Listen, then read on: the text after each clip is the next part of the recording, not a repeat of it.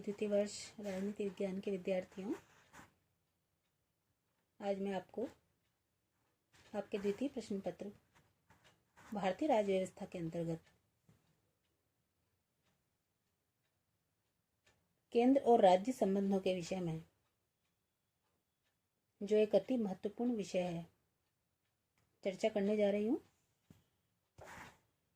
संघीय संविधान राष्ट्रीय प्रभुता तथा राज्य प्रभुता के बीच, जो कि ऊपरी दृष्टि से विरोधी जान पड़ती हैं, सामंजस्य पैदा करने का प्रयास करता है। संविधान के अंतरंग में ही कुछ ऐसे उपबंध होते हैं जो सामंजस्य के तौर तरीकों पर प्रकाश डालते हैं। केंद्र एवं राज्यों की सरकारों के बीच सामंजस्यपूर्ण संबंधों की स्थापना करने वाली संघ प्रणाली को सहकारी संघवाद की संज्ञा दी जाती है। इस व्यवस्था में संघीय सरकार शक्तिशाली तो होती है, किंतु राज्य सरकारें भी अपने क्षेत्रों में कमजोर नहीं होती हैं। साथ ही दोनों ही सरकारों की एक दूसरे पर निर्भरता इस व्यवस्था का मुख्य लक्षण होता है। संघवाद का बुनियादी तत्व है शक्तियों का विभाजन। सहकारी संघवाद में शक्तियों के विभाजन के बाद भी केंद्र एवं राज्यों के बीच अंतर क्षेत्रीय सहयोग पर बल दिया जाता है।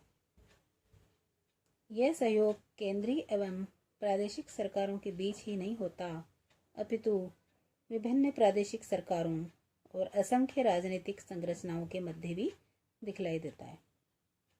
भारतीय संविधान में ऐसी ही स्थिति को अपनाने का प्रयास किया गया है।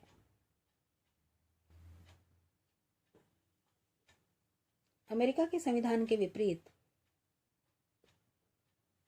जिसमें केवल केंद्र सरकार की शक्तियों का स्पष्ट रूप से वर्णन किया गया है और अवशेष या बची हुई शक्तियां राज्यों को दी गई हैं,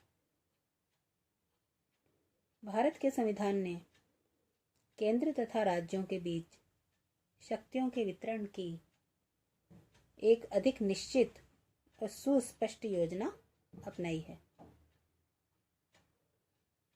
संविधान के आधार पर संघ तथा राज्यों के संबंधों को 3 भागों में विभाजित किया जा सकता है। पहला, केंद्र तथा राज्यों के बीच विधायी संबंध। दूसरा, केंद्र तथा राज्यों के बीच प्रशासनिक संबंध। और तीसरा, केंद्र तथा राज्यों के बीच वित्तीय संबंध। धन्यवाद।